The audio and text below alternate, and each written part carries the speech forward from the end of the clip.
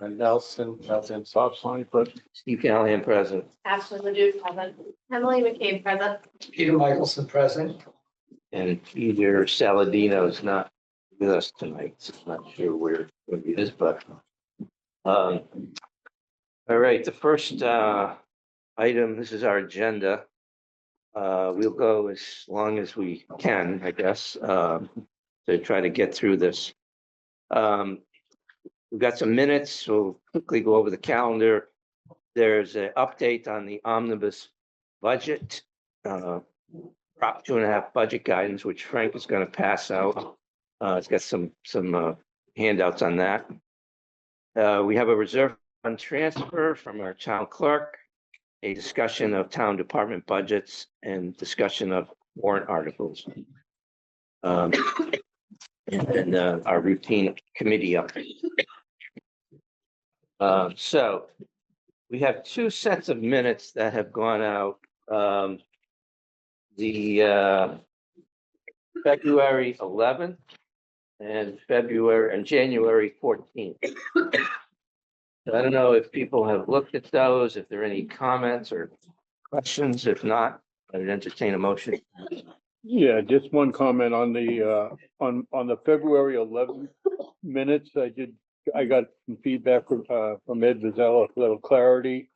So on page 2, there's a sentence that says funded out of kindergarten revolver to the operating budget part of the strategic plan. I had put in to move to full-time kindergarten over 3 years. Ed's change and his appreciated was to eliminate kindergarten tuition over 3 years. Otherwise, says, I'm getting nods from the others, so that's the only change. So move to approve the minutes of With February that, 11th. With that amendment. that amendment. Okay, is there a second? Okay, all in favor? So, okay. Steve, you have to abstain because I was not at the 11th. If you read the minutes Yeah. and you watched the video or? No. Oh, We have okay. to- You probably should have seen. Okay, sorry. Okay, you abstained. February 11th minutes All right. and approve the. All right, so January 14th, a motion to approve those. Motion to approve. Second? Second. Okay, all in favor? Aye. All right. Our so Pete Saladino has not given us drafts of the January 28th minutes, so we don't have those to approve yet. Ed, you're on for tonight's minutes. And Ashley, you get Next week, I'm on it. week, Can't wait. first time. Big precedent. All right, so we will move on to our next agenda item, which is the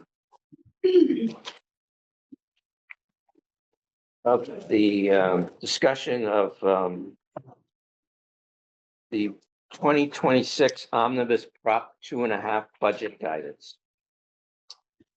So Frank has passed out a. Oh, Frank, where'd Frank go? Did you give us the handout for, okay, he did. It says blue one here. This has not changed since our last meeting, correct? And so, however, I would like to take a vote on this. And then what I will do is I will send a formal email communication out to all of the department heads and Christine and Jeff. This for the school. I'll copy the school committee and the select board on it about the official guidance. So there's no change to this, and I don't anticipate. I don't know of any other changes that should occur. So it's the 3.4% for the school department, 3.5% for the town departments. Overall increase of 3.5%. So move. Is there a second? Okay, all in favor? Aye. Okay, I'll send that out tomorrow. And then Marion, come on up and talk to us about your reserve fund transfer request. And you could go home. You are an elected official, so I you am. go first. I know, Mo loves it. I always get to go first.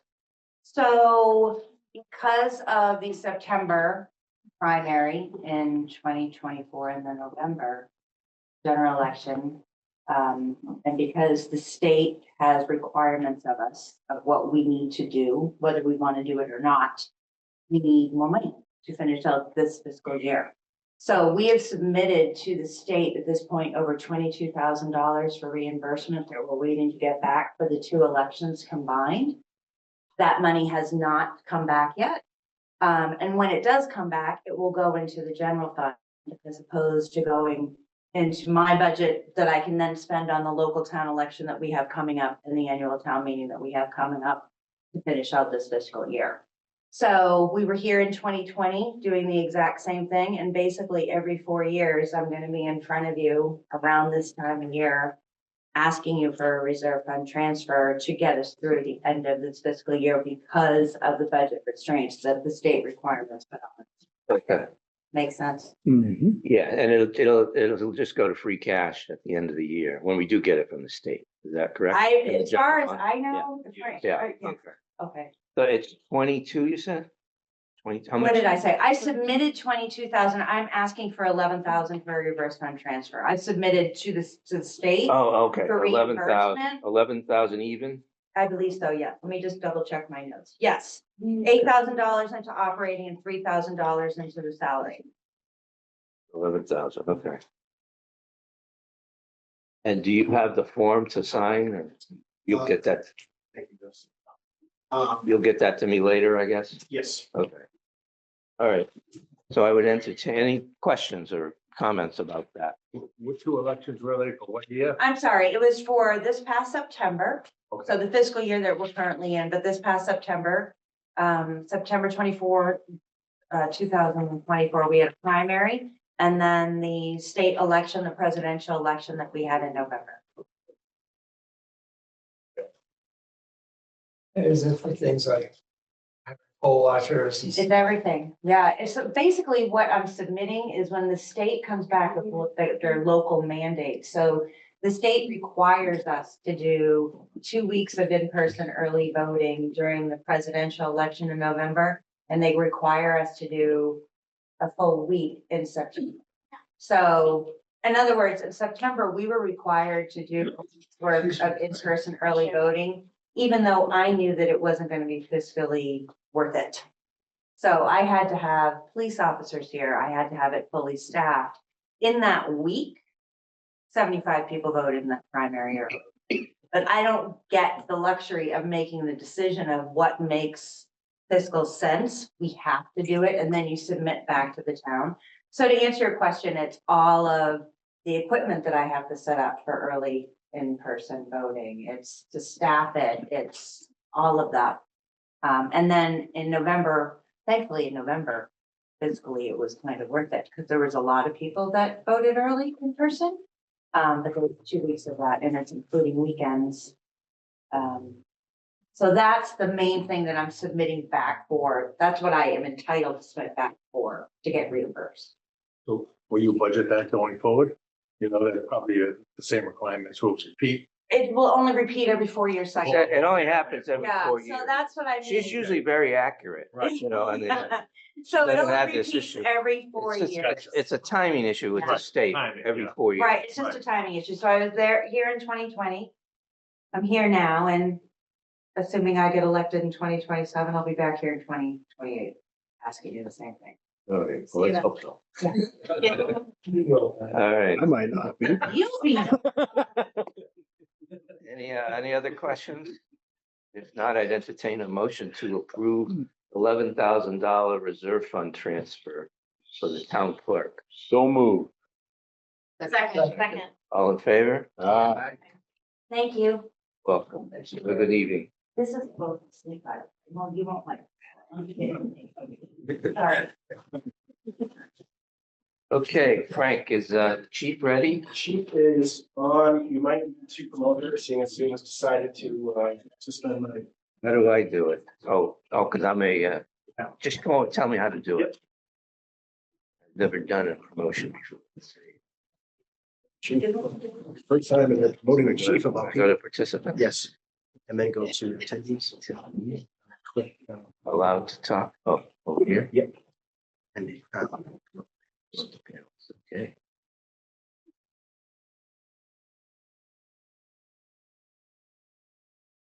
Good evening, Chief. You're muted. Chief Garrett, can you hear us? I can. Okay, There she wonderful. is. Good Wonderful. evening. Good Hi, evening. good How, evening. I am trying to join by video. It is not letting me. But I will just, I know you are on a time crunch tonight, having run late, so I can just go through the process. And if we get the video working in the meantime, I'm happy to do that as well. I do want to thank you for allowing me to reschedule from the last scheduled meeting. I'm going to be as brief as I can with our police budget. This year, our police budget, we had a salary line increase of just under $29,000. Those are step and education increases. We tried to offset that with some reductions to our operating budget in terms of uniforms and maintenance contracts. We are looking at a total budget request of an increase of $942. Traffic light maintenance and street signs, we are looking at a zero increase, as well as animal control salaries. The only other increase that we are seeking is in traffic markings.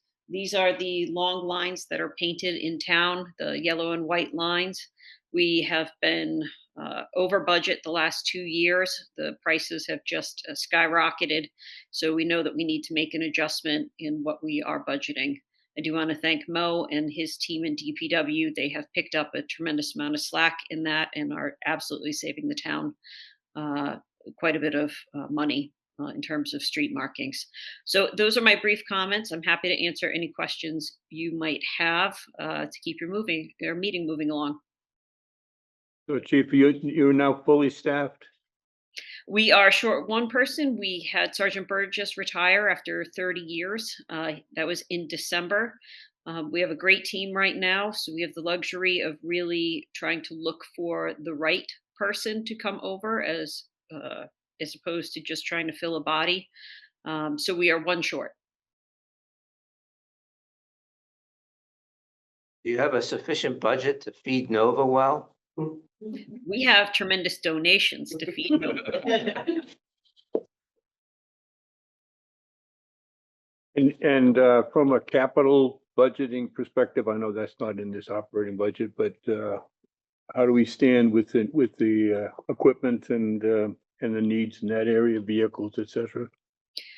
We were able to get some of the capital needs that we had requested last year through some ARPA funds. This year, I believe we only have one cruiser in. I will say that we are anticipating we may need to look at having two cruisers at some point, only because 5 of them are 2020 manufacturing dates. So it's never a good idea to have 5 cruisers in the same manufacturing time. They tend to break down pretty close to one another. So that's something that we're forecasting over the next couple of years. But as I said, one cruiser is our only request this year. And Chief, I just wanted to say, I listened to your presentation before the select board. I forget when it was, and it might be maybe a month ago or a few weeks ago. And I'm very impressed with the progress that the department's made, and you've done a great job. It's really turned around a lot, and it's a credit to you and hard work you've undertaken. So thank you. No, I appreciate it. We have a fantastic team, and they make me look good day in, day out. Should ask if you want to say anything. No, this is Peter Michelson. Hi, Chief. Hi. No, I had a very wonderful conversation with her. This budget, I think everybody here at the table knows, they're still in collective bargaining. I was just gonna ask, do you have a sense when that might be completed? Because then the number for salaries will go up, I don't know, X percent, some percent. And that money will have to be factored in. And do you anticipate it'll be done before town meeting? I guess I should ask it that way. I hate to pull out my crystal ball. I will say that we have sat down and met with the union. I think that both parties are very engaged at this point. And I'm confident that the negotiations are going well on both sides.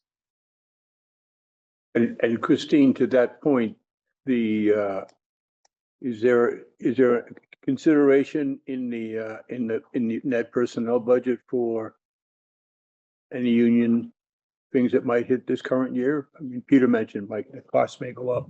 Yeah, that's factored into my budget. Okay.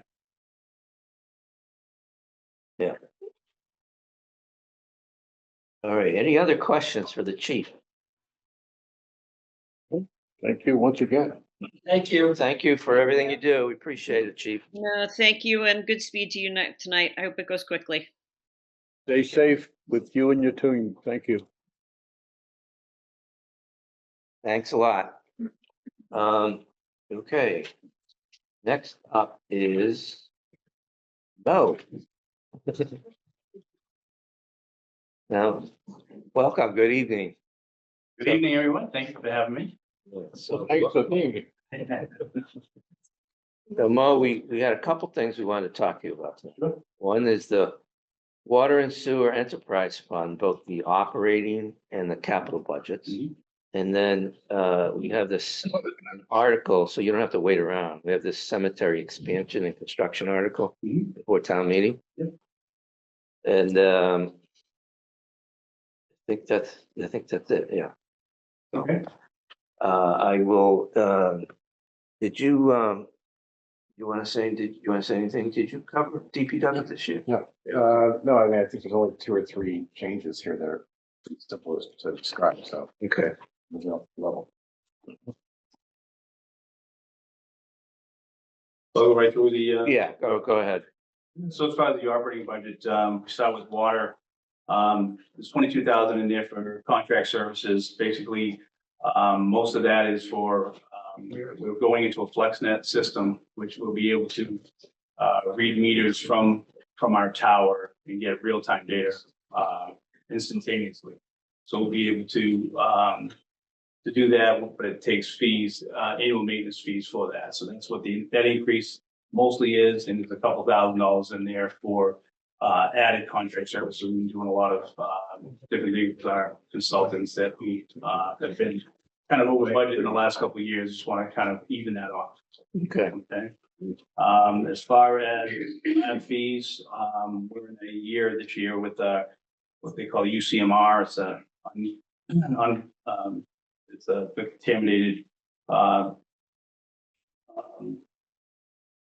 contaminated samples that we have to take for the DEP. That's going to cost a little bit more money, and PFAS is they're putting more demands on us, so that we need a little bit more in the lab fees for water. So that's pretty. Everything else is going to be staying the same.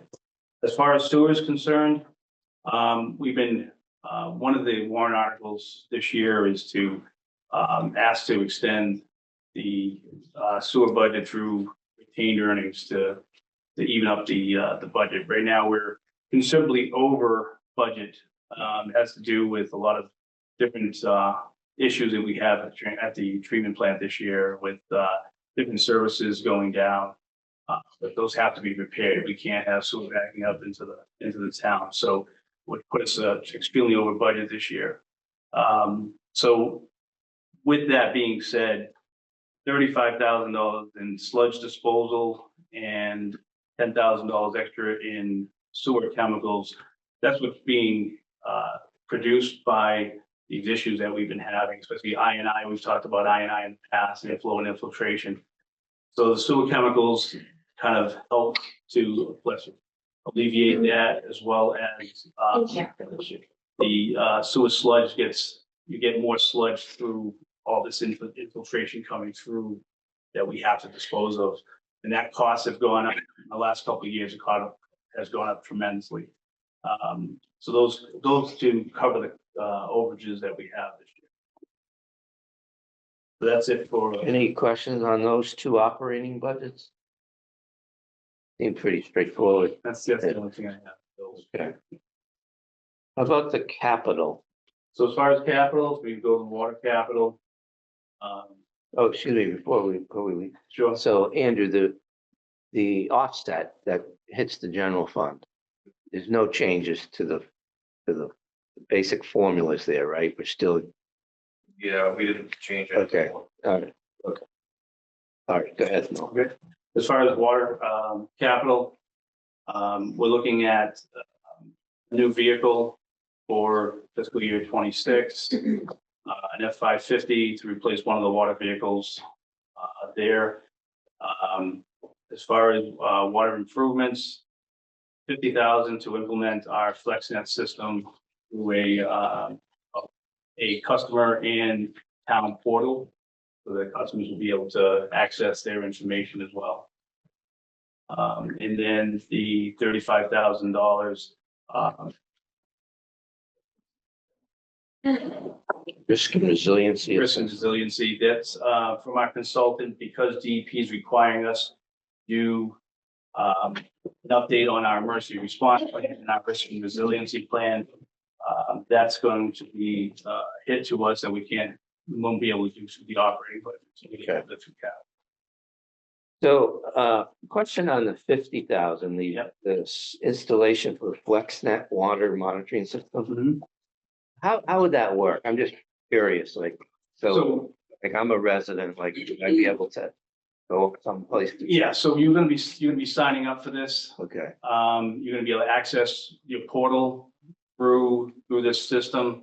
You're gonna be able to look at your water usage and be able to see if there's any issues. We're also with this software, we're gonna be able to set thresholds where if you go over a certain threshold, you may get an email back to you saying that you may have a problem. yeah, check, oh, that's great. So, That's really good. so we're trying, because we've had a lot of issues. I think everyone would appreciate that. Yeah, Yeah, and we cannot monitor Yeah. 4,000 or 5,000 accounts all the time. yeah, It's gonna notify us as well, but we want to make sure that the residents understand that they can monitor their own usage so that they know what they're using. If they have an irrigation system that they're using, they'll know that they're using more water. But if they just see a real spike in their water usage, they'll understand that they may have a leak. They might have to get a plumber to check that out. But it gives them a real, instead of 6 months getting a utility Yeah, bill, right. it could be a week down the road that, oh my God, I'm using all this water. yeah. You can nip it in the bud right away. So, So is that, I guess the only challenge there is getting people to sign up, right? yeah, I mean, we're gonna do a big advertising campaign for that and Yeah. let them know once we get everything rolled out. So right now they're replacing, our guys are replacing all the MXUs with the transmitter that will report the usage meter. Okay. So That goes on your water meter at the house? it'll go either in your basement Oh, okay. or outside. Yeah, that's, So as long as it has the relation to your meter, it'll read it. It'll pop it right up to this FlexNet system, and we'll be able to get it downloaded. great. You can go to every house. Every house. It's worth it. It's a lot of, do you have to install it? Our guys are installing, yeah, we've At got 4,000 houses? 60%. Oh, you got, oh, okay. Over the last couple of years. Oh, It's, okay. Great. it's been a long project, but right now there's a lot of interior ones to do, which you have to make appointments to be there, so it takes a lot longer. to Yeah, get that. yeah. I have a question on the 50,000. So is that the total cost of the software? And is that then kind of like year one and So multi-year? that's 22,000 for the water operating. Okay, To take care of the yearly maintenance fees for that software. gotcha. So this is the installation This with like the software, the upfront cost. Gotcha. The 22 to maintain going forward. Any other questions on the water capital? You could go to the sewer. Sure. On the sewer capital, we only have 2 on there for fiscal year 26. We're looking at the installation of the ultraviolet system. So ARPA was kind enough to give us monies for a new UV system down there, which is tremendously needed. This is for the installation of that system. And then As far as Aqua paid for the big bucks. they paid for the big bucks, that was a $321,000 unit. Okay. So, and then as far as the 35,000 is to dismantle a unit that we're going to replace in next year's capital for the it's a gravity belt thickener that's used for the blanket. So it's a little bit confusing to think about, but there's a system there that has to be removed. And that's what this money is to do, so that we can prepare it for the new gravity belt thickener next year. Okay. That's all I have for the. Any questions? 2027, you get some big numbers. It's just, So- will they be funded out of the? So we're looking to go out to borrow. We're looking at, we just had a hydraulic model and a study done for our water system. We're also doing the same for our wastewater treatment plant, as well as the collection system for our sewer. So all those combined, there's improvements needed all across the board. Without the school borrowing yet, you know, we have to have enough projects to go borrow, make it worthwhile to borrow for these projects, and then hopefully that there's a bigger borrowing that we can roll it into in the coming year. Yeah. But it's a short-term borrowing, but we need to get started on these projects. And some of these might get rolled in depending on if we can. The 250,000 is for engineering for these projects. Well, we've been trying to get monies for these projects along the years so that you don't start off with zero. Because we have to design these projects and then the construction. So by going out to borrow in the next couple of years, we need to have these designs ready to go. So I mean, it's like 1.2 million for the next 3 fiscal years. No, that's what I'm saying. So that they have a plan Always looking to forward. borrow that within you have their to be capital proactive needs. for Yeah. us. Just taking more and more time. Okay. Just looking at one of the legs of the school. Yeah. Well, like at school. Like a stool. All right. Well, thank you very much. We Go about the Oh, cemetery. yeah, the cemetery, right. Thank you. Sure about that. We're trying to be proactive on the cemetery as far as the warrant article we put in for last year, putting for money for the design at town meeting that was approved. We're looking to expand the last part of the cemetery, Finally Cemetery. There's a land going down at Bridge Street that has to be developed. We're looking to get about 1,200 plots in there. So in order to do that, we need to have the design ready, go to town meeting with the construction cost, and ask the townspeople to allow us to the expansion project there. And my understanding is that the cost of this is funded out of the revolving fund for the cemetery. I think it's, what actual account is that? Is it the perpetual care? Perpetual care fund. how many plots are left in the main cemetery? Roughly. So over the years, with COVID and everything, it's been a big rush to get plots down there. What we've done right now is we've done it on an as needed basis. So not that we're running out, but we just don't want a big rush down there to take off the rest, because if someone needs something and we don't have something available until we get the expansion done. No, it's good. So we're just trying to, like I said, try to be proactive, get the expansion. With COVID, it really hit us hard. I mean, over the last couple of years, we've asked for more money in the cemetery only because of unfortunate deaths over a lot more than we expected. Now we're starting to trend down a little bit. Hopefully that's a good sign and stuff. But we still need to expand the cemetery and maximize the lots down. Thanks. Do you have the expenses for that? Warren? So we're in the middle of the design right now, so we're gonna get the construction costs very shortly. Okay.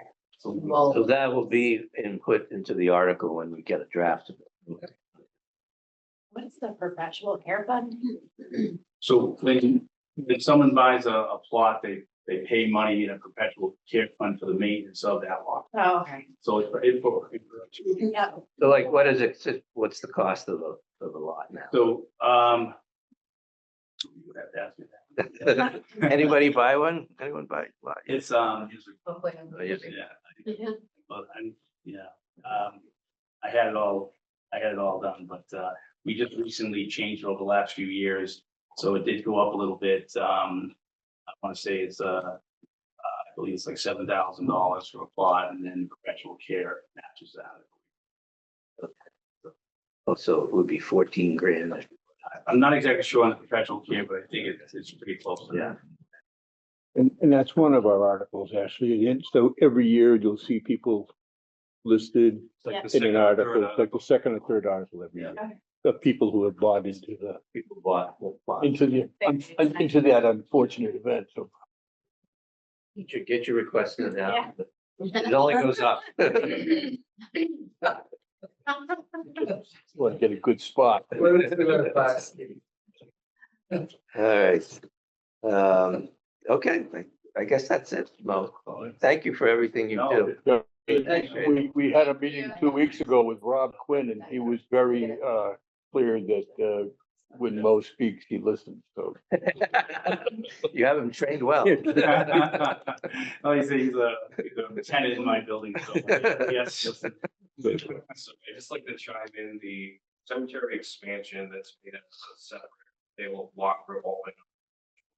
So the special cares for continual maintenance of the lots. Yeah, The single lots is for cemetery expansion. so for that $7,000 cost of the upfront, that goes into the funds, and then So the expansion comes out of you it. pay for the money goes in the sale of lots account. It goes in perpetual care. How much is in the sale lot account? We looked it up when we went, it was like five, so I think it was 500,000? Okay, so there's enough to do your expansion. The perpetual care trust Well, fund, there will not be. Yeah, that's what. yeah, I don't know the balance of sale lot. Perpetual care. I think it's close to like 600,000 for the bill lot, but I'm not exactly sure if it was figure that was thrown out a couple of years when we started this, but Okay. the total cost of this is gonna be over what we have available. So we'll have to go to town meeting to ask for more money. Okay. Well, as soon as you know, let us Yeah. know. Yeah. All right. Thank you, sir. Any other questions? I'm sorry, didn't you just say there was 1.4 in the perpetual That's the perpetual care. Yeah. That's not where the money, it's for the sale of the lot. for the sale is That's- 600? Yeah, I believe it's gonna be close to that. That 600 is gonna be the cost. Got it. The Yep. balance is what, well, how much is in the land lot account? Not sure. We'll get you a balance with you tomorrow. All right, great. Thank you very much. Thanks. Appreciate it. Yep, thank you. We get out of here at now. Yeah, I do too. Thank you all. Thank you. Thank you. All right, come on up. Hello, How are you? thanks for having me. Thanks for coming. Thank you for coming. Everybody know Sarah? CUA director. Sarah Gilligan. I wasn't here last year, Yes. but I met you all the year previous. Yeah, some new members might not know you. So Sarah's with the Council on Aging. Nice to meet you. All right, should I just? go Yeah, you want to dive in? Not a lot. We'll do your, Yeah, you spoke back in January, but. Right. So down at the CUA, we're fully staffed. We have 2 newer vans. We are in the process of building the garage. Currently, we're in the design process, currently working through the stormwater requirements. Once the design is complete, then we need to apply for the special permit with planning and zoning. So that's kind of what's happening down there. As far as numbers, for the operating expenses, stayed the same for Comcast, the information tech, 1,200. Ground maintenance landscaping, we removed that from the COA budget. That was 6,500. Cleaning supplies, $400. So that's a reduction of 20% from last year. Preventative maintenance, 1,600. Equipment repair and service is 3,000. Other equipment, toner, copier, paper, things like that, 4,600. which is the same as the previous year. Gasoline, we went down $200 to $3,000. Utilities, which is the telephone, is $3,500. Professional development, we kept that the same, 1,800.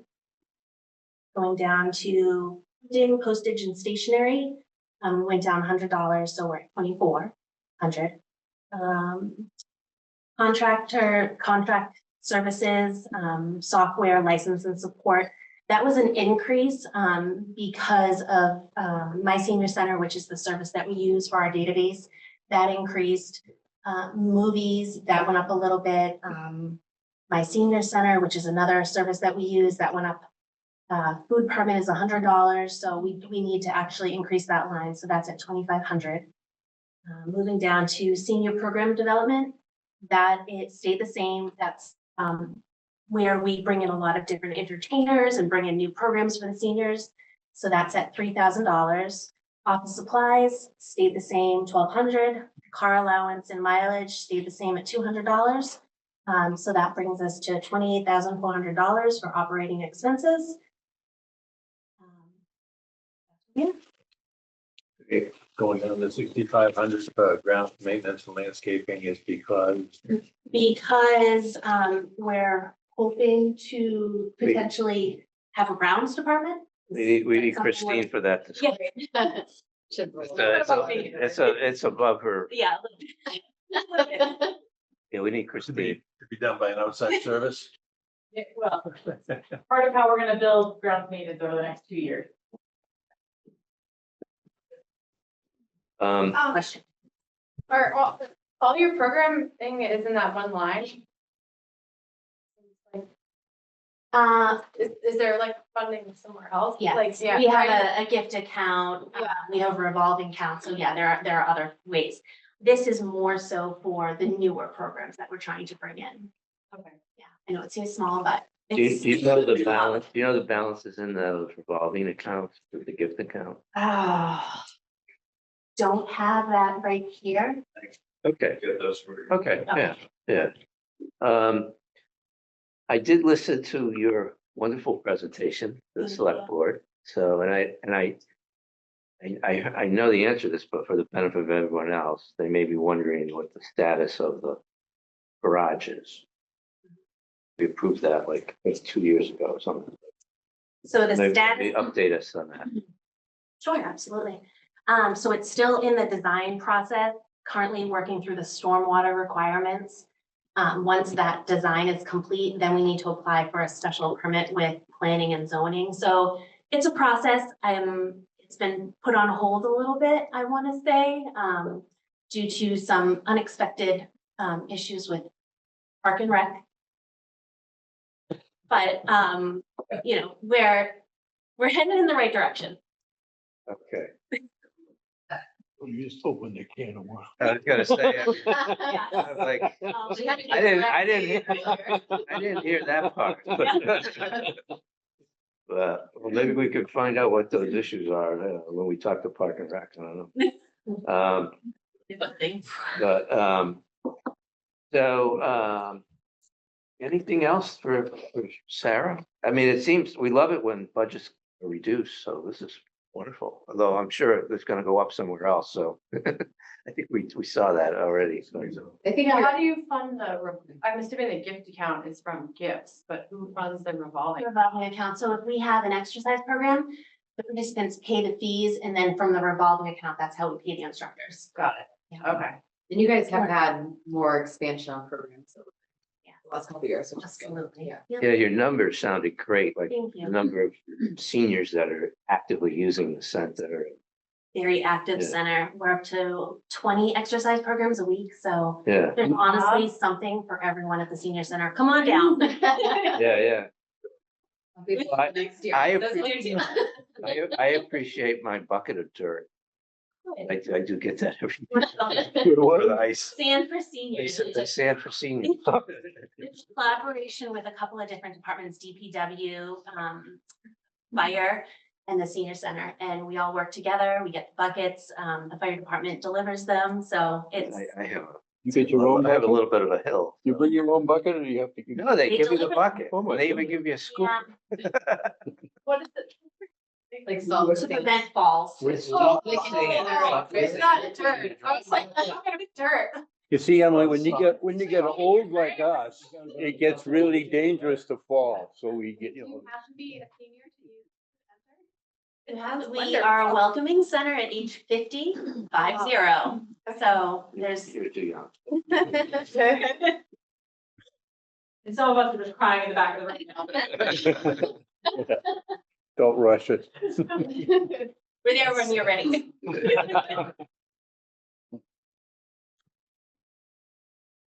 Anything else? All right. Thank you very much. Great. Well, thank you, Sarah. Take care. Katie, you've been waiting patiently. Oh, no, wait, we have you next, I think, right? No, I'm just here overseeing council aging. No, and listening to. Oh, okay, you're, oh, I- we already met with you. I was gonna say, we already did you, yeah. All right, okay. You have to help? I think Me. Board of Health, Me. well, you're doing the I'm presentation. gonna do that. Okay. Yeah. Well, Sarah.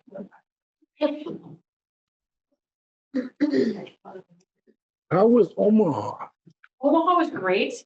I didn't expect to spend a little over 7 hours in the airport yesterday in Omaha, so I'm running on very little sleep from last night, so Yeah. we're all good. But Omaha is a lovely city. Yeah, that's We had a lot. nice town. I probably would go back to Omaha in February, but that's a whole other conversation I'd like to have with my husband. Board of Health, I actually have a presentation I'd like to go through briefly, and I know we are not doing presentations for our budgets. However, I'm proposing a restructuring of the staff at the Board of Health. So this is the easiest way to take everything through that. Are you driving? I don't know who's driving. Yep. So this is just an overview of where the Board of Health salary budget salary and operating has gone since 2021. Just wanted to give you, this is just an overview of where we've gone. Back in fiscal year 21, we were at 115,676. We had very little staff at that time. And we are currently, I am proposing a budget of 222,934. And that is an increase, I'm actually asking for a $5,000 increase to the salary of the Board of Health budget. And the next slide, I'll explain how we're breaking this down for you. So for those of you who are here in 20 and 21, during COVID, we had a part-time administrative assistant. We had a contracted environmental health agent and a contracted public health nurse, which was the Visiting Nurses Association, which I think pre-COVID was probably 6 to 8 hours a month. During COVID, it was more because they were in charge of our contract tracing. I essentially functioned as the public health director with the most amazing Board of Health ever. They had so much responsibility put on them during COVID, and most of them had only joined the Board of Health less than 6 months before COVID happened. So they were a tremendous volunteer board that, with lack of any formal staffing, handled everything on their own. So a tremendous amount of work. So we were very reactionary coming out of COVID, and we decided that we needed to have a full-time public health nurse. We needed to have that ability to have somebody assist us in that. And so from fiscal year 2022 to 25, we operated with a part-time administrative assistant, contracted environmental health agent, and a full-time public health nurse. Currently, our contracted environmental health agent, many of you might know, is Bridget Sweet. She's worked for the town for since before 2020. She is actually relocating to Florida. So her company will no longer be able to service us here in Medfield. So between that and the empty public health nurse or vacant public health nurse position, we really want to take the opportunity to look at the staffing for the Board of Health. And what I propose to the Board of Health is going to keep our part-time administrative assistant, and that's currently at 28 hours a week. Bring the environmental health agent in-house for 15 hours a week. Take the public health nurse from full-time to part-time at 19 hours a week, and put in a full-time public health administrator. It's essentially a full-time public health director position, but I'm assuming that the person I'm looking for is fairly new out of school, 3 to 5 years experience. I'm not looking for a director yet. I'm looking for a public health administrator. And you'll notice the town of Sherburne is also hiring for a similar position. I really think we should always be, actually, I'm getting ahead of myself. Hold on. We also have additional support. In 2022, we partnered with the Charles River Health District, which is Needham, Dover, and Sherburne. And so we have public nursing available through the Charles River Health District, as well as environmental health services as well. And then in 2023, we created the Medfield Human Services, which also provides a resource. Next slide. So here are my goals of reorganization. One, I think anytime you have a vacancy, that's when we should look at what our best model is for staffing. Clearly, it wasn't working for us what we had. So I started thinking about over the last 6 months when Bridget let me know she wasn't coming back, is we should always be preparing for the next public health emergency. And right now, if we have only a full-time public health nurse and that person is unavailable for work, we don't have anybody running the Board of Health. And I then put all that responsibility back onto my volunteer members, or provide myself with public health administrator for you, which isn't fair to you as residents because I'm not a public health person. So I'm looking at staff redundancy. I also would like to have the dedicated staff based in Medfield. I think we have the opportunity to enhance public health education, enhance delivery of services to our people. The accessibility of the health department, we have a part-time administrative assistant. When that person takes vacation, we close the Board of Health offices. That's not how we should be operating in this day and age in town. And I also think that having a full-time public health administrator will allow the Board of Health to carry out some policies outside of the initial reactions that we've had to the pandemic. They're looking at changing some of their tobacco regulations. They're looking at changing some of their education, some of their emergency preparedness. In order to do that, we need to have the increased staff time. So this is just more of an overview of what the public health administrator would do. So they would oversee the part-time people underneath them. They're going to provide direction and policy development for the Board of Health. They will develop public health initiatives and strategies. They're going to provide public health education. They'll review the data and trend analysis. During COVID, that was myself and Nick at the time. They're going to ensure compliance with state and federal guidelines. We have a lot of departments with a lot of state and federal guidelines. I feel like the Board of Health really needs to have a senior person on staff who's managing that for the Board of Health. And then we're going to be looking for somebody who will participate in the field operations and inspections. So again, I will have that backup. If my environmental health agent is out and we need to get an inspection done, we should have the public health administrator able to do that. And then next slide. This is the public health nurse position. They will continue doing the disease surveillance. That's through our Maven system. They're responsible for all contract tracing, case management, continue with the blood pressure clinics that we do throughout town, vaccine and immunization clinics. As you know, we set up the vaccine revolving funds a couple of years ago. They'll continue with required public health screenings. We do home assessments, and then we'll coordinate with this proposed new public health staff on additional public health initiatives. So how I'm proposing to do this. So I am proposing that we take the money that you see there, the $56,400, which was in the contract services for the health agent, and I would move that into the salary line item. So that's why you see the increase of the $68,000. I'm also adding $5,000 to that salary line item in order to fulfill those positions that I showed you. There was a little bit built into this budget. We currently have the part-time administrative assistant is scheduled for 28 hours. On average, that person does not work more than 24 hours. So I have 4 hours built in that part-time in order to supplement any of these other part-time positions if they're looking for additional funding. I also did have a conversation with Jeff Kane from the Board of Health, who is concerned that 15 hours wouldn't be enough for the environmental health agent. I asked everybody on the Board of Health to be creative and open-minded as we were looking at this kind of staff development, and we may find over the next year, we may have to tweak those positions and the number of hours. Jeff was concerned if we got towards the end of the year and we didn't have enough money and there was a number of inspections that needed to be done. I explained to him if they were unanticipated, we could come to the Warrant Committee for the reserve fund. But I met with both the Charles River Health District and with Bridget Sweet, our environmental health agent, who both felt comfortable with part-time health agent for that. But again, it's going to be a trial run. It's kind of, I trying to call this my Board of Health pilot project. I did present this to the Board of Health last week and they were in support of it. There were some current concerns of full disclosure. Carol Reed is concerned that our salaries aren't high enough. But I think that's one of the things we're gonna have to test the market to determine that. Well, I think this is very creative on your part Thank you. and It's a little outside the box. kind of, no, it's just the kind of think we thinking have that we should do more of. I mean, this is great. I mean, I'm glad the Board of Health is supportive of it, you know. So the 68 salary, is that the new position? Is it one additional person in total or 1.5? So we're going from, if you look at, go back to Go the back to staffing that plot. chart, yeah. Go back to that. So in fiscal year 21, we had a 0.7 FTE. Then 22 to 25, we went to a 1.7. Okay, And what I'm proposing is essentially a 2.7. okay, so up one.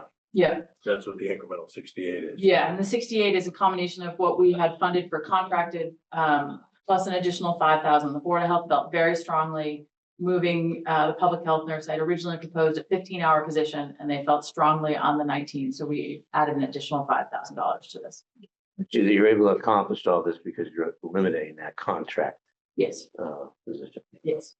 And shifting that to salaries, but I think that gives us, for me, when I look at it, it gives us not just a volunteer Board of Health, but an actual health department. Yeah. Which Yeah. is what I think we wanted coming out of COVID. We just didn't have the money or ability to do it. The year we did that in 2022, that was the only position that was added to the budget. And in fact, we hadn't restored any of the positions we cut in 21. So it was incredibly important to us in 2022, but I think now that we've had some time to look at it, I think this makes more sense for us in delivery of services in the long run. Set it with the agents. 50 cents. Yes. Yeah. Is there any, It's kind of creative thinking. federal money that comes into here, not in the budget, but there's no, we don't have any risk of something going away because we don't get it. Huh?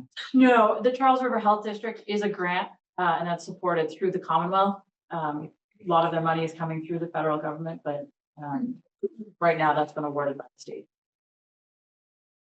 Is this position interacting with schools at all? And then So the public health nurse has interaction with the public health, with the school nurses. So they would have some dialogue back and forth. Yeah, like if there's reporting of some type of Yeah, they try to work together. outbreak of a disease or something. We work with the school nurses.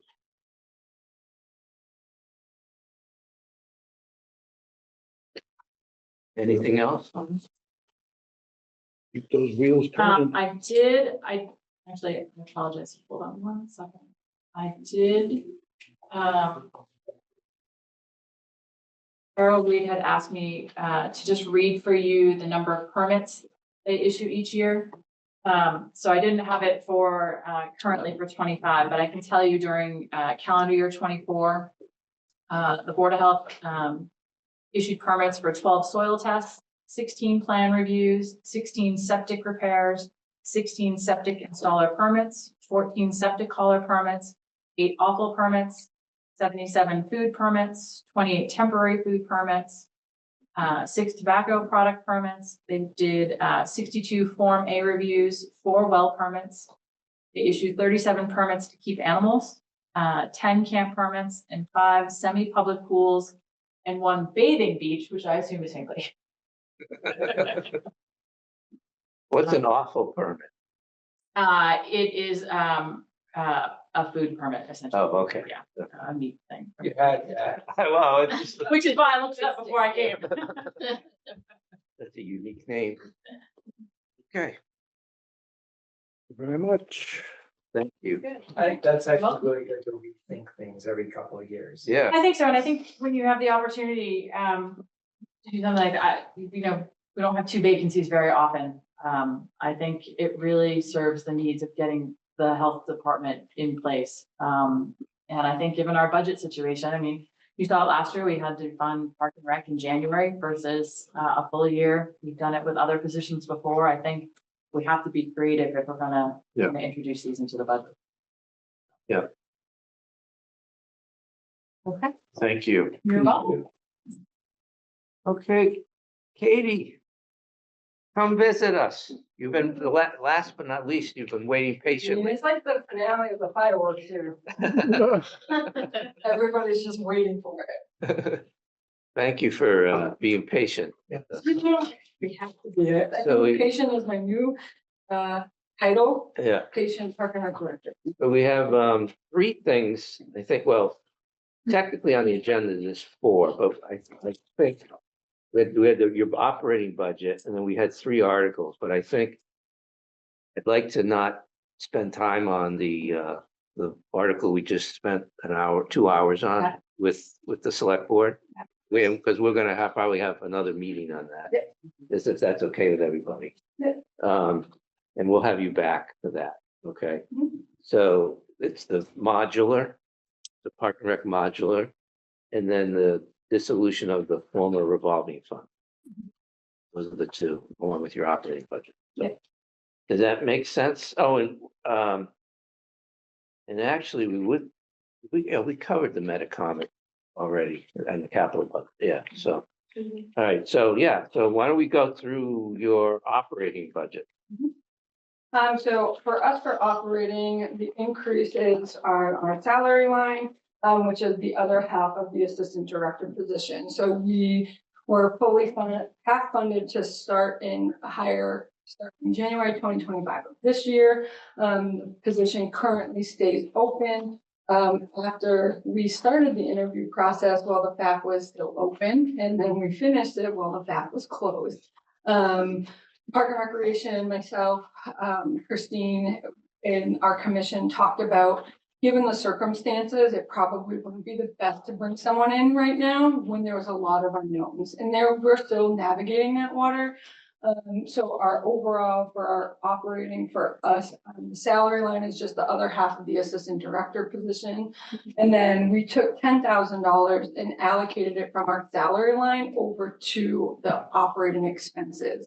So we see time and time, year after year, at the end of the fiscal year, we're doing a budget transfer from our salary lines to cover some operating costs of mostly our grounds department.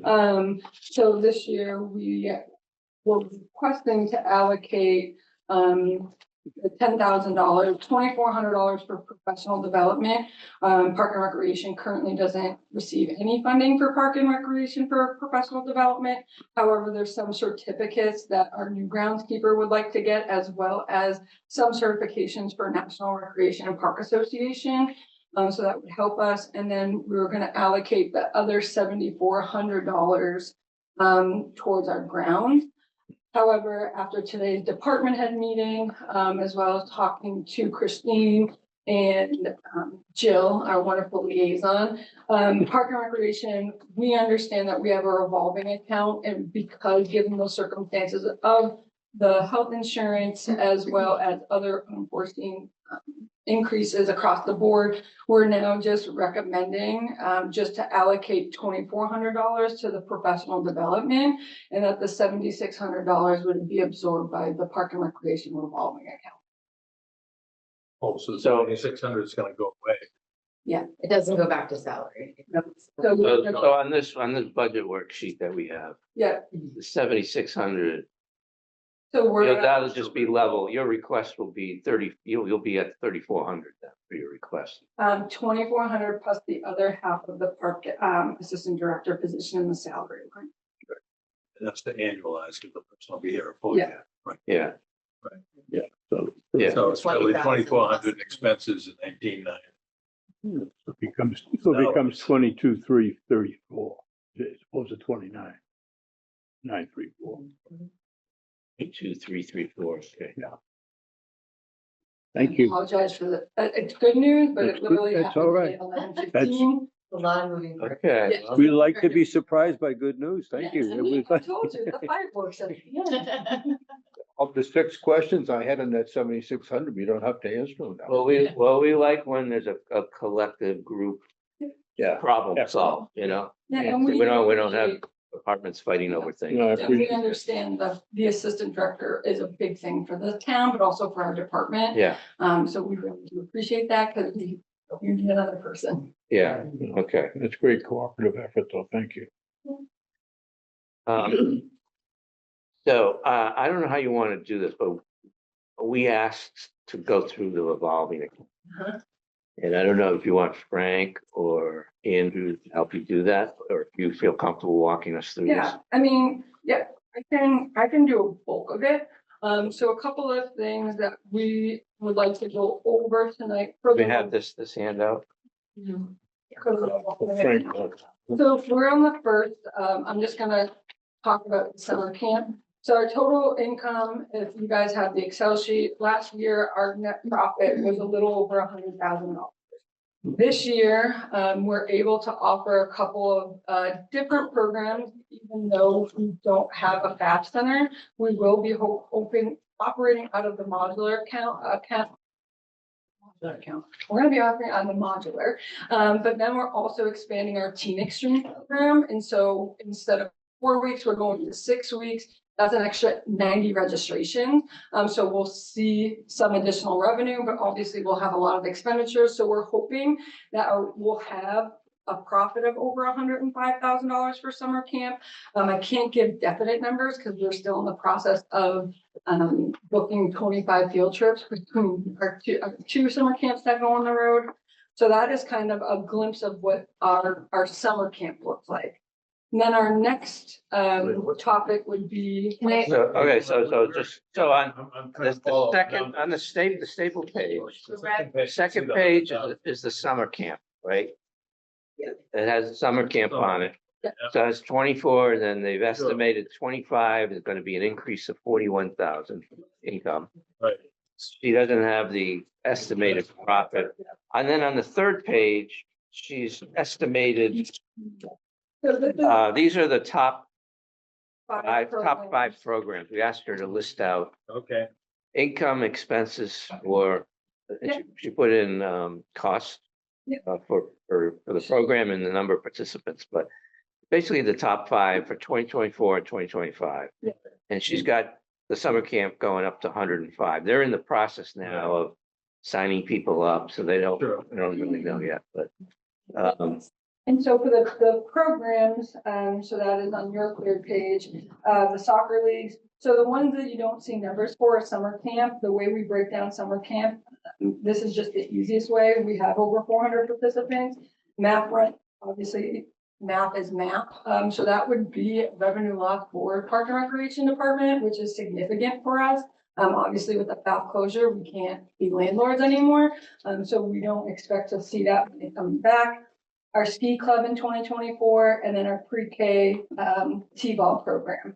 Those are our biggest programs. And then looking into 2025, soccer league, summer camp, ski club, there is half-day programs. So what happened when the app closed, Jackie, Kirsty, and myself pivoted to things that don't need a home. So we half-days have really been loading up our vans that we have. So trying to offer still programming, however, on the road. So we have seen that we're able to be profitable on those programs. We're trying to keep as affordable as possible though.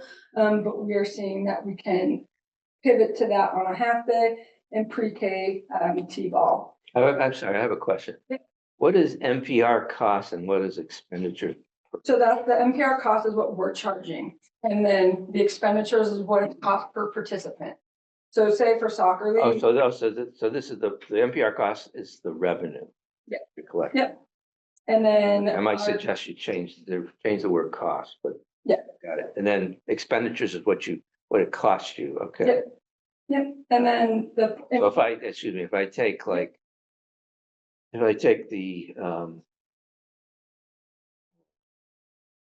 take the 475 for the ski club times 140, deduct that from the 73.5 of income, I would get to 7,000 net profit. Okay. And then in 2025, it's just important to note, not only are we not going to have the income of MAP, but for 2026, we possibly might not have the income for ski club. So with the school time change, that really hurts our program. So right now, Later. Wait, not gonna have it at all? we might not be able to because we might hit all the traffic. So the benefit of the dismissal at 2:07 was we get to the mountain at 3 o'clock or 3:10, and our buses are turning around and coming back by 7:38. Some of our families don't like that time, so now we would potentially have to leave the mountain at 8:15 to get back to Medfield at 9:15, 9:30. So that is something that we're They're gonna looking get out at. later the next day. Yeah, we have 145 people in the program, so that is obviously something that we're hurting about. Is that middle school and high school? kids? So we just had middle school, Oh, so we're just middle 6th, school. 7th. We go, 8th grade goes to Wachusett on Mondays, and that was a transition this year, and the last 3 years, we've only had 25 8th graders, and this year we sold out in 5 minutes with 50, and now we might not offer that program. Yeah. So it's kind of it's a little heartfelt right now. It's our last week, and as we're looking at a program that's been in our department for over 10 years. We have looked at alternative solutions of running on a half day, because there's some half days, but looking at the academic calendar, there was only 3 half days in the ski months of January and February.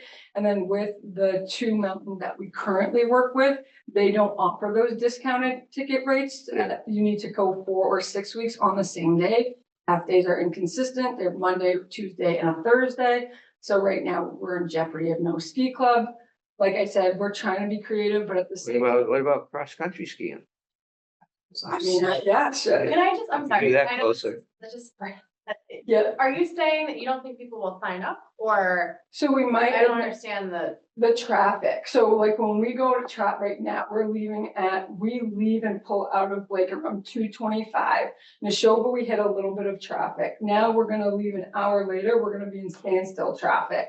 So we're at the mountain right now by 3:15, at like 3:15 to Wachusett, 3:30 to Neshoba. So now we potentially won't get to the mountain until 4:15 with no traffic, or 4:30 with no traffic. So we're assuming per the bus company we're using, they're like, yeah, we're gonna be sitting in traffic. So then we have to think of risk versus reward. If we don't get there till 4:45, 5, and then the buses don't leave until 8:30 to get back at 9:30, we don't know if people, would sign up getting, because what we learned this year on Monday's group, Monday was hard because you're starting your week off, you're not getting home till 8:30. 8th graders loved it, but the kids were dragging Tuesday through Friday. So then we were looking at, okay, sounds great. So now I'm gonna potentially say, hey, we're not gonna get back till 9:30. I just don't know. We'll have to put a survey out, but I also don't know if our volunteers will volunteer till 9:30 at night. So right now we have 6 weeks, six to 8 chaperones that are purely volunteers. No cost to us, and now I'm gonna have to ask them, and they also get out of work, so. Yeah. It's a lot, I'll volunteer on if you right? there. It doesn't matter what That's like There you the go. next You got your first one. Look at there. And you got a bus? And then feedback from the community to see if. Yeah, they would be so we're interested. literally in our last week right now, but it's feedback is everybody's gonna probably want it, but then it's just, we have to think of. If we're at the mountain for 2 hours and they're paying $600, would they pay, like, there's a lot of things to think about. And Yeah. so for us, for Park and Rec is, one, we need the commitment of the bus companies, so that's also a barrier.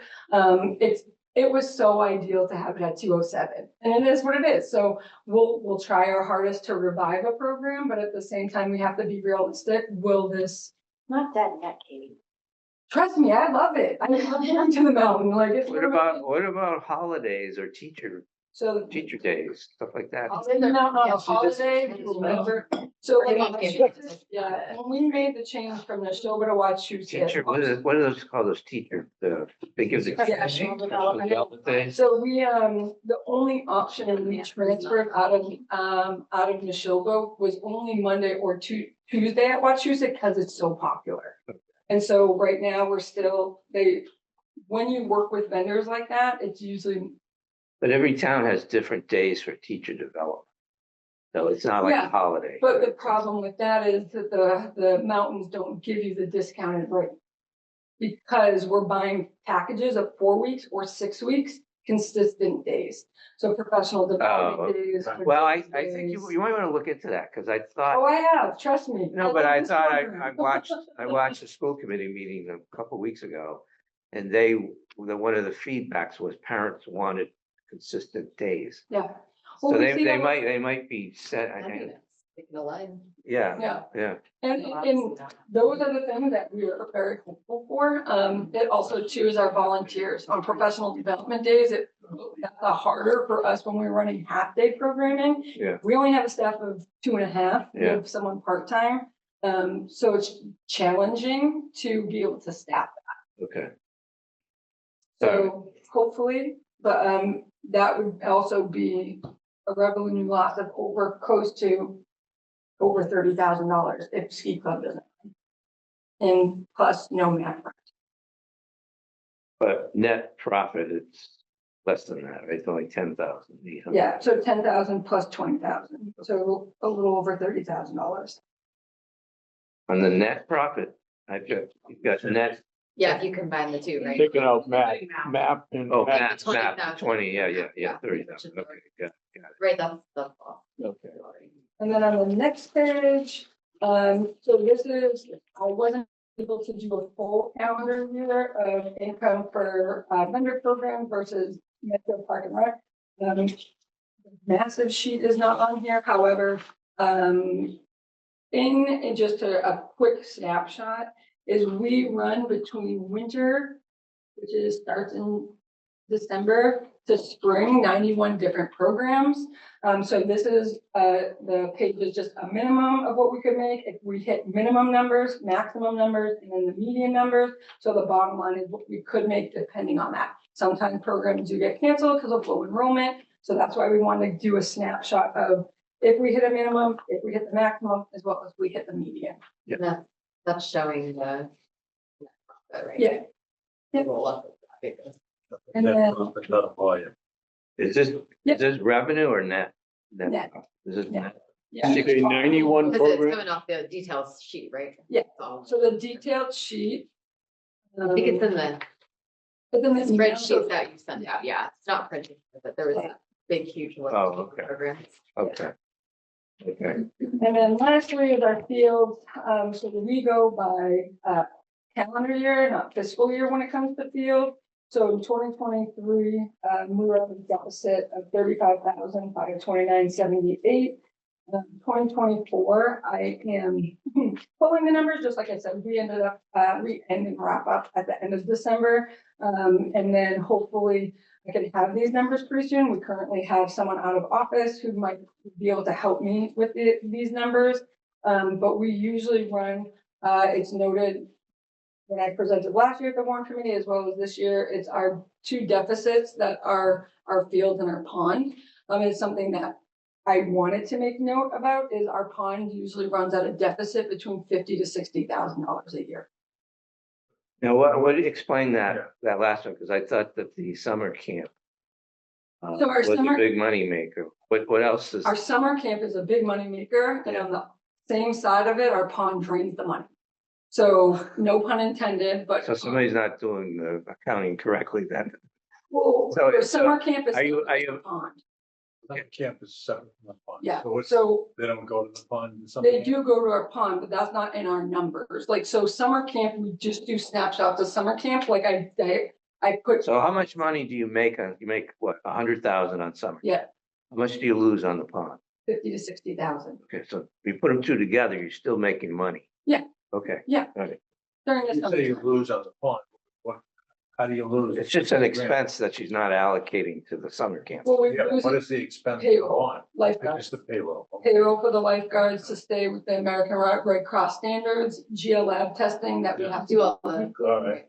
as well as like. But I would encourage you to combine those and consider it one program. We as a commission and Park and Rec would just keep them separate because we look at it as our fields, our ponds, our programming, our summer camp. Okay, but the cost associated with that pond is because of the summer camp.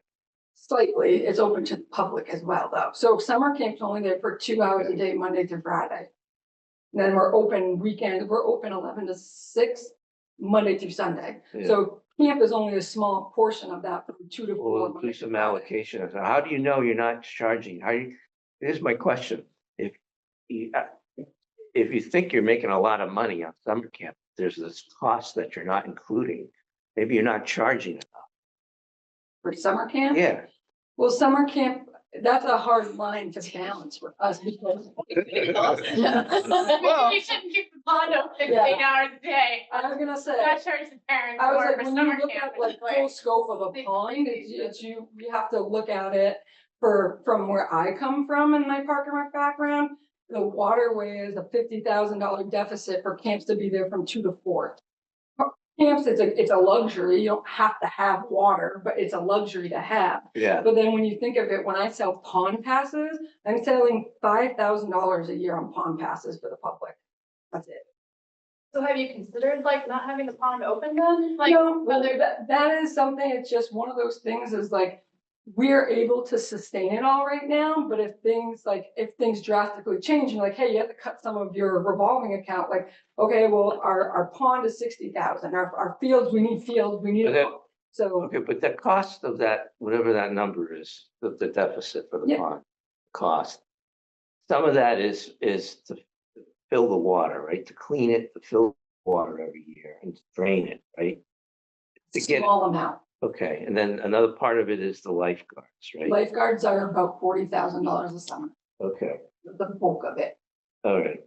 So most of it's lifeguard. Okay. And so you charge a separate fee for pond usage, you said? So, Like a residence pass. A residence pass, and how much is that? so it depends on your family household size. So, Okay, so but my point is, we have a policy, a financial policy that says we don't want to make a lot of money on these fees, but we don't want to lose money, right? Right. We want to kind of break even. Yep. And so when I look at this and then I look at your field, you're losing money on. You So in the know, last- why don't you increase rates on fields? we have, so in the last 2 years, Okay. we have increased our field hours. Prior to me coming in 10 years, we haven't increased the field fees. so in You're 2 still years we losing have- money even after raising the rental fees? Yeah. Okay. So who's paying for the fields? How's that revenue generated?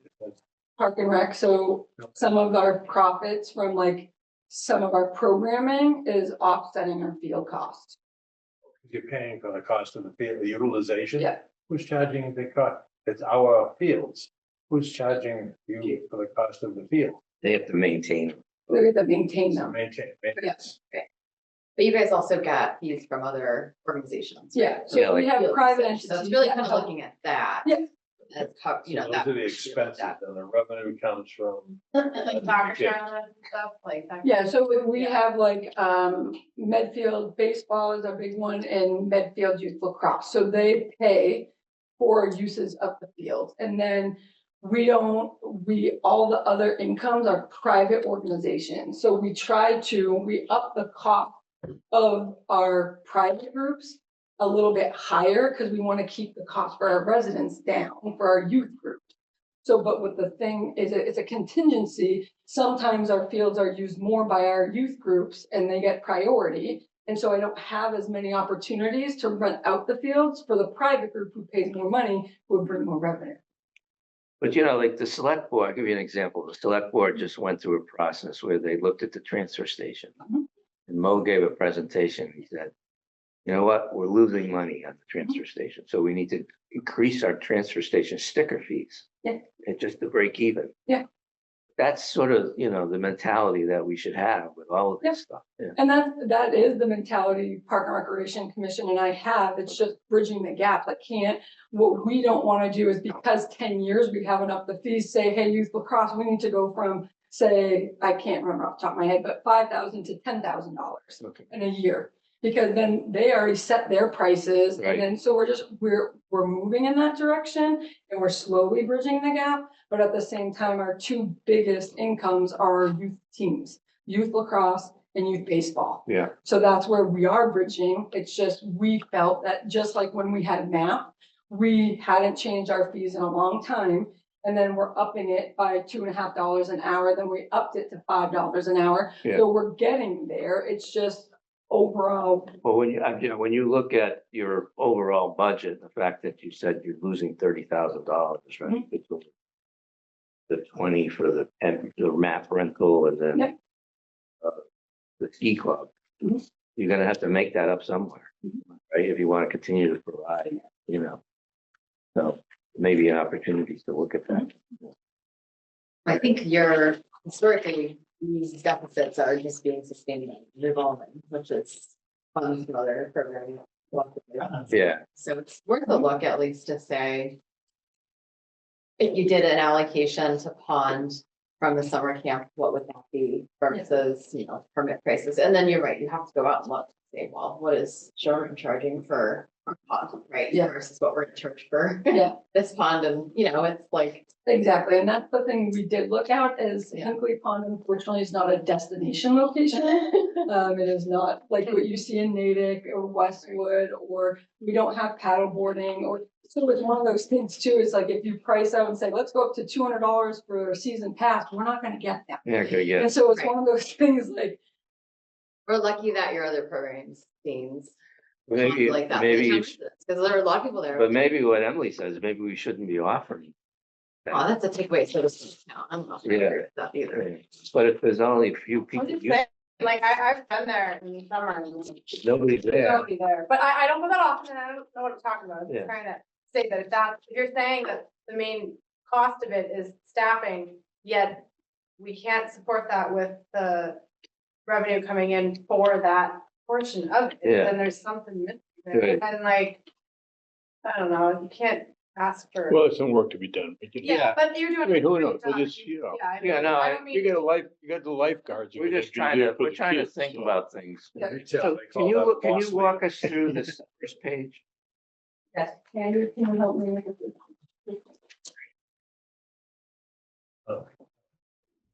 This is where Andrew. put that. Because this is what, this is gonna lead into our next discussion on the modular. So, So this is kind of a continuation of a similar sheet that I sent the Warrant Committee maybe 4 or 5 months ago, I think. Yeah. So we just updated the 25 numbers. Katie put her money that she has for capital this year. So this is I have 2 sets of numbers on the bottom. I have a profit that the Park and Rec has made year after year. And then I have their profit if I took out the items for capital. So like if you see in fiscal 24, they made $162,000 in profit, but we spent $176,000 in capital that year. So they ended up having a decrease in their budget that year, their balance that year because of that. Because a higher than average transfers out for capital that year. and the reason why 25 is so high, I guess the loss is so big is because you don't have the No summer camp revenue in there. Okay. So that's. That what- 274 is only through December, right? So, yeah, the You- revolving. Oh, okay, so this is. You so co- this is- you this is- This is as of January, but Okay. yes, there's the huge money that they get from summer camp is not accounted for. Not reflected in this. Yeah. Okay. Most of the revenues they make are towards the end of the fiscal year, not the beginning, so. Okay. But historically, the past couple of years, you could see the revenues.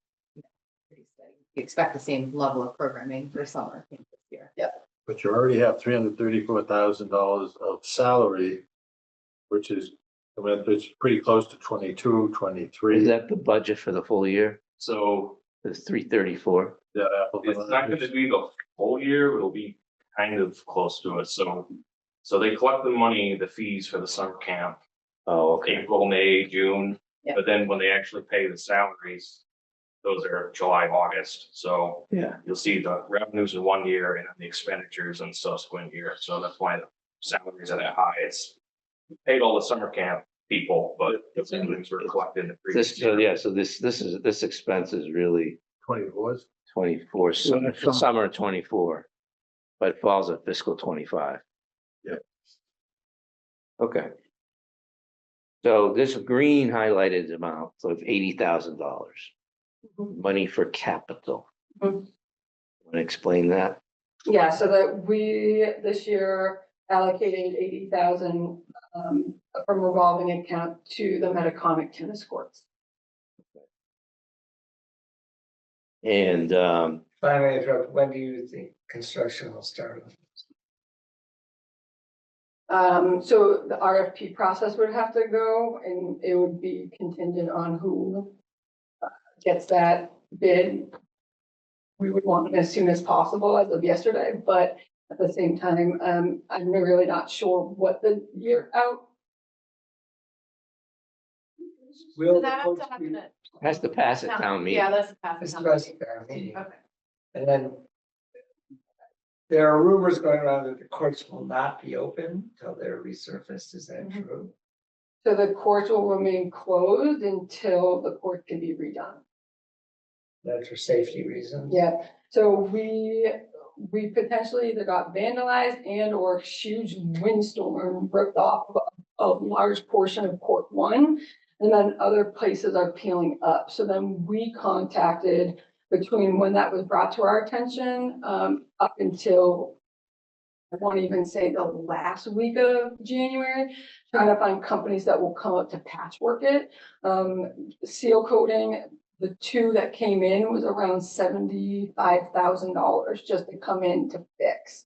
And at that point, we were saying it's not worth fixing when we need to put through for a capital project. And that's when Christine came like with this amazing idea and found the rest of the funding so that way we could get the courts done. This is Okay. a contribution to the courts. Yeah. This is there. Yeah, remember we looked at this. It's coming from multiple sources, the funding. It costs a lot more than this, Sure. but Park and Rec is contributing. Now, this sort of leads into the modular discussion. Because are you gonna take, is the plan to finance the modular? That you would take money out of the revolver and then get reimbursed once the article passes at town meeting? Is that how it would work? Yes. Okay. We have a few slides from modular if you want. Okay, yeah, I think that would be helpful too, because we know you're projecting to have 187,000 in the revolving account. So right now, as of February 21st, yes, it's 186,000, but then you have to subtract 80,000 for the tennis courts. Well, that's already deducted. No, it's not. So our bottom line right now, currently in the revolving account is $186,000. Then once the. So is the spreadsheet wrong?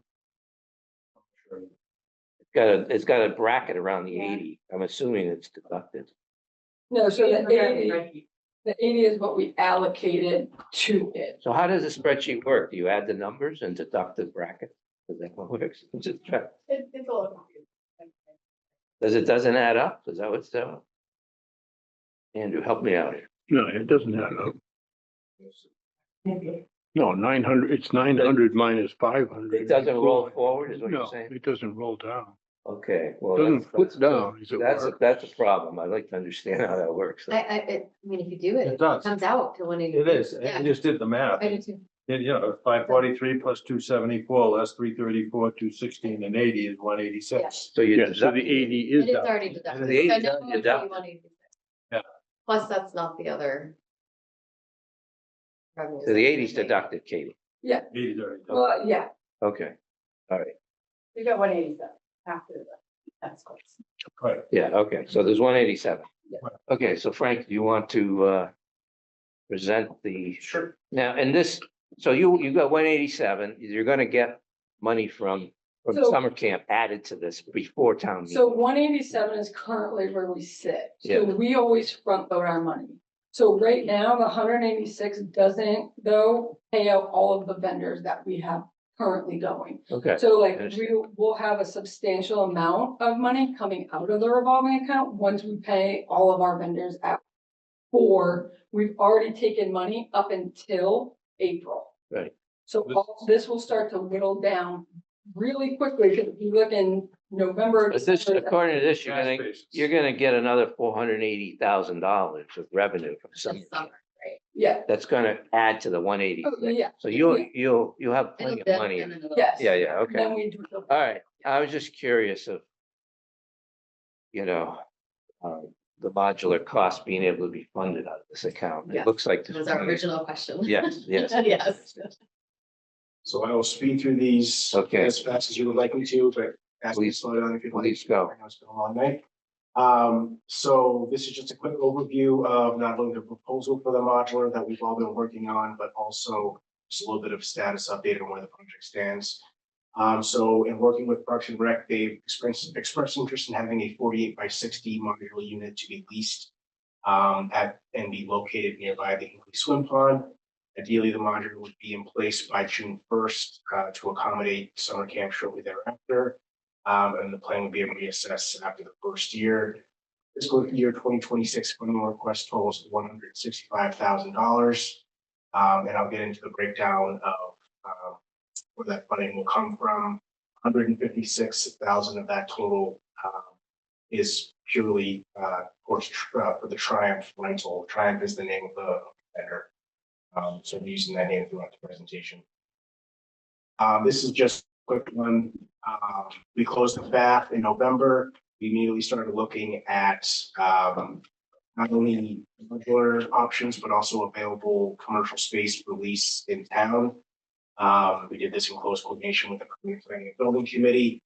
For reasons I'll go into, we zeroed in on the modular option. We then had a couple of department head meetings with the cast of thousands, as I call them, with Parks Bless you. on site with, bless you, sir, on Triumph towards the end of January. We did some additional site walks in February, some recommend on the 12th. And last week we gave Beta, the engineering company, the notice to proceed for site and stormwater plans for the modular. So in terms of how we reached the decision on leasing, so like I said, we did a search of commercial space, existing space for lease available in Medfield. All these options just weren't really ideal for Parks and Rec. The size was the spaces was not ideal. We were looking for either administrative space or hopeful to find programming space as well. The spaces that were big enough programming spaces were just not cost effective, and the same goes for the administrative space as well. Also, there was a discussion about the location and proximity to the swim pond. Also, one space that we did find that had both administrative and programming space was in an industrial park. And so there were some concerns on the landlord's part about the safety of the kids that would be coming in and out of that type of facility. So we moved on from that option. So then once we decided that modular would be the best space, or excuse me, the best option, we looked into whether leasing or purchasing would be the best choice. So the first year of lease costs, and this is all in, so this includes delivery, setup, and then the annual, the monthly rents. That's $156,000 for the first year. To purchase the same unit would be about $700,000, and it's obviously a big chunk of change to have on it. And while going through all of this, there was a number of unanswered questions about the future of the space, some of which were discussed at the select board meeting a while ago, so I need to go any further into those. So this would be the proposed location of the modular. So for those of you who might not be familiar with it, the space sort of so over there would be the playground. Oh, there's the pond. It's kind of hard to see, but Is that where the house is yes, now? this is where the, what do you call it, snack shack. Thanks, Guard shack is right down the corner. And then it's kind of hard to see, but you'll see shadows from the trees, but that's not actually the tree line. Oh, okay, that was my If question. you look a little bit closer, That's all Yeah. open. You can walk by. There's not a. so we did a lot of lead work in the parking lot and walked the site a lot. Consulting with fire department, building department, land use, a ton of different departments, and we've landed on this spot being And utilities are okay to access this? Yes, so we've worked with DPW on that, and we've been in contact with Eversource as well. Okay. So we're gonna need that for a couple of years.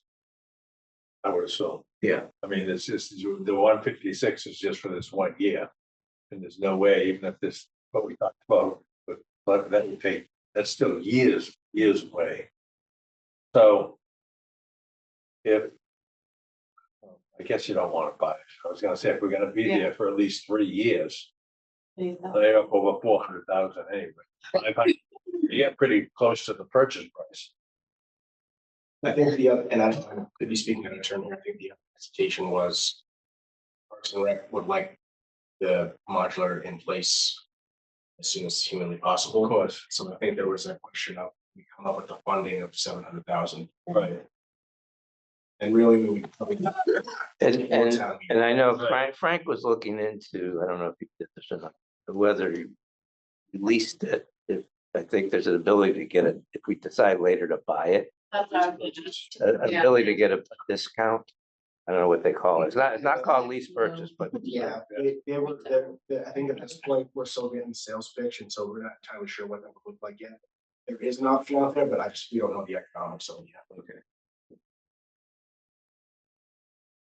So this is what it would look like. You don't see the 4 offices that would be inside the modular on this version. But it's basically a big square. The 4 offices, sort of like in there would be probably on one side. And then there's 2 restrooms that you can see towards, I guess you can call that the front, but I think you can see them, the part that sort of sticks out.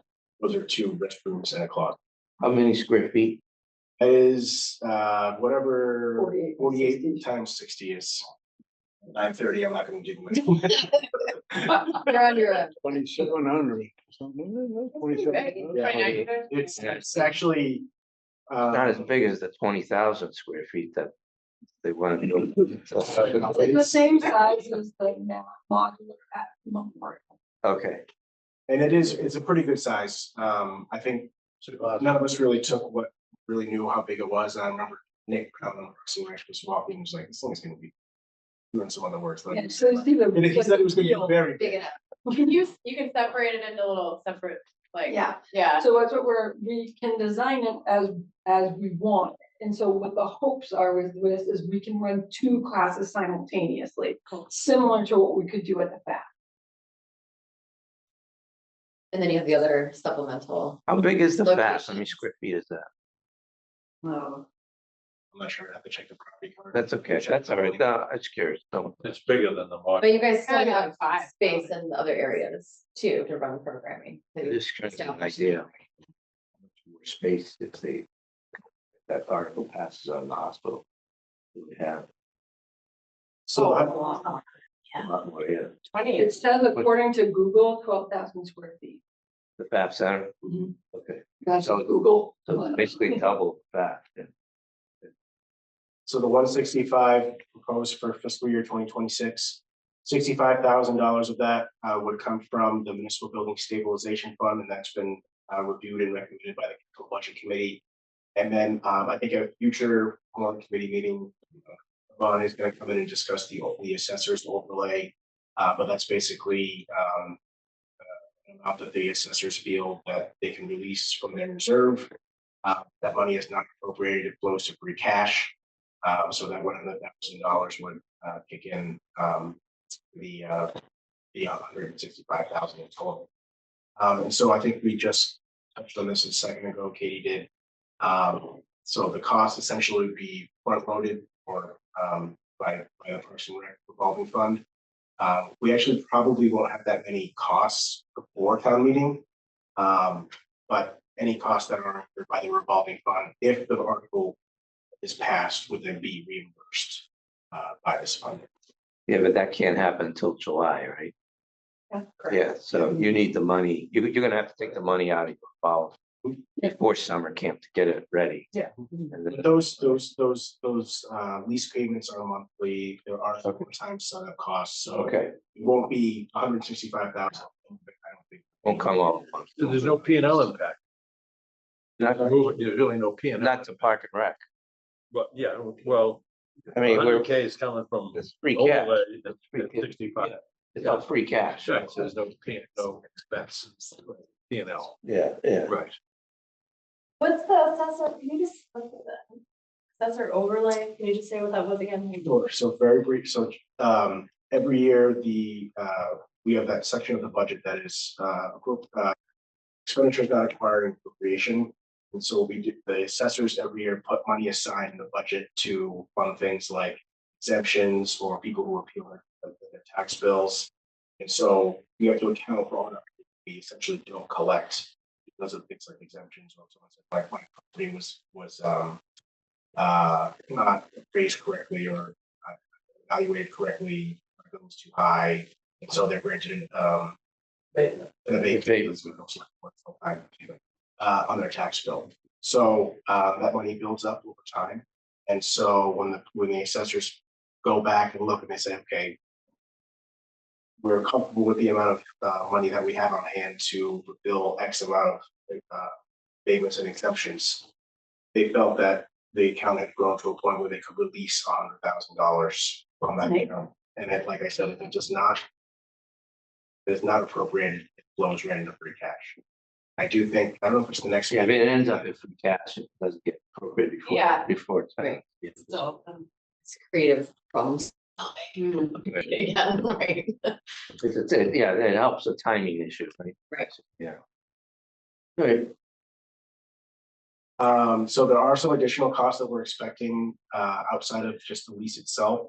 So as I mentioned, Beta is working on a site and stormwater plan that will have to be submitted to the planning board and board of health for review and approval prior to the modular going in.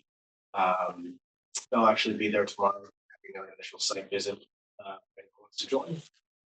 In addition to that, the Board of Health will require a peer review as with all filings. We expect that to run about $3,500. The water and sewer infrastructure hookup, that also includes like physically digging the trench, having the pipe installed, and having the modular connected to the snack shack so that there can be running water, bathrooms, all that stuff in the modular. And then there'll be two components to the electricity hookup, one that are contracted, which are just for actually doing the work in the facility, and then Edward source as well for the work on that end. We're still waiting for pricing. How did the non-lease costs get paid? The warrant, it's gonna be like what, 165? So where's the 17 come from? Yeah, so there'll be a little bit of wiggle room in the 165, so that's about 90,000. We do think that obviously there'll be some operational savings, but there will be funds expended for the assistant director. So we think that there'll be some, and there are some operational savings, even though Park and Rec is renting at UCC. There should be some operational savings in that budget to pay for some of that. Yeah. Any other questions on the slide? Nope. How many more slides? I'm very sorry, but peer review, what does that mean?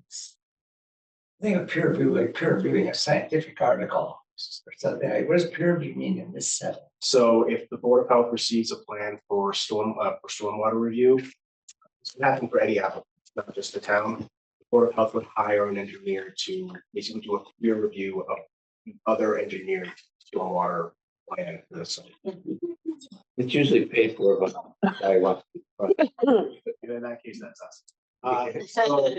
Don't we waive those fees for the town? Well, it's actually, we have to hire an Oh, engineer. okay. I'll ask the engineer because. So just really quick, mid-March, we're hoping to have the submittals ready for planning board and board of health approval. We're hopeful that that will be received by the first week of April.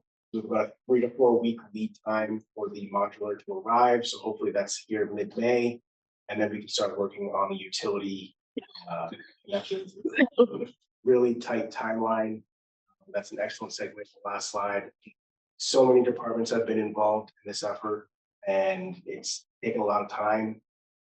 But we're really, really hopeful that we'll be able to get there by June 1st. Fire Department, Captain DeKing, Dana Hinthorn, our building commissioner, as well as Scott Allison, Rob, Shane, and Ben in the facilities department. We have a ton of people from DPW, Mo, David O'Toole, Bobby Kennedy, Maria and Finn, and the land use department, all in IT, and then obviously Parks and Rec as well. So it's really been all hands on deck. So we're hopeful that will be the June 1st deadline. Conservation also.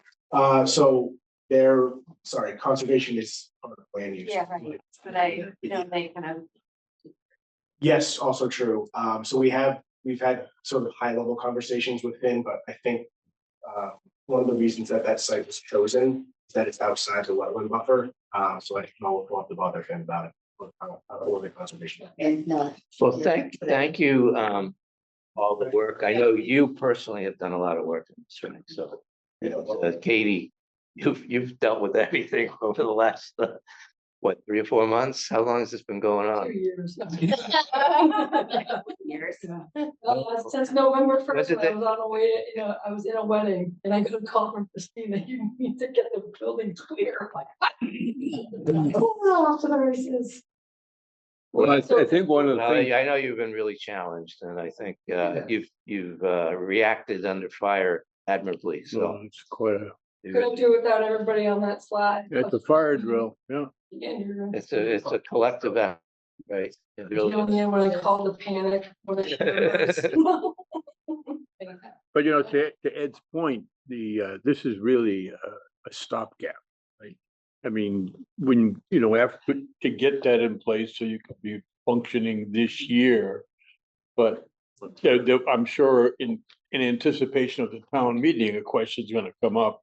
Okay, then what? So I think, to be prepared for that, but I think you've done a great job to get to that June 1st date. It's just a question of, it's gonna be 3 or 4 more years. Right. So just to be prepared, I think. What is the? I'm not hold you to anything too specific, but ballpark, what's the useful life of this modular? I think, And on the upkeep of them. yes, and I think sometimes they can go past their useful life, so that's why I hesitate. Dale- I was gonna say, go over to Dale Street. You'll find- Dale Street, they're over 25 years. Yeah. old. Yeah. Define useful. Yeah. And if you have a foundation long, they put in 3. Mansfield, and Yeah. they will last 30 years. That's it. If you put in a foundation, this you will have a foundation. Long-term, right, long-term plans continue, you guys, right? Like this is just the Yeah, Band-Aid, keep programming going, and then your conversation with. Yes. Yeah. It's very rewarding, right? And at the end of the day, if we end up, I wanna say like, potentially purchasing it, think if all else goes. If something happens at hospital, go over to Hinkley, like it's bumping from the playground, we have pond, that's not the best, but it's a central location. And so Yeah. that's something that when we were looking at locations, families were still happy with this because when we're programming currently out of public safety buildings, COA, the UCC, the library, this isn't a central spot. So it's Yeah. nice to have that. Yeah. So. And well, and also, thanks to the commission, and I know Mel's listening. Thank you, Mel. And, it's been a challenging year for all of you Yeah. guys. And, so. Anything else on Park and Rec? We could let these folks go. I'm gonna suggest that we delay the committee update in the interest of time, unless you have something really important to tell. I so do not. Okay. I have a motion to Really adjourn. good. All right, is there a second? Second. All right, all in favor? Aye. Good night, Mrs. Carroll, wherever you are.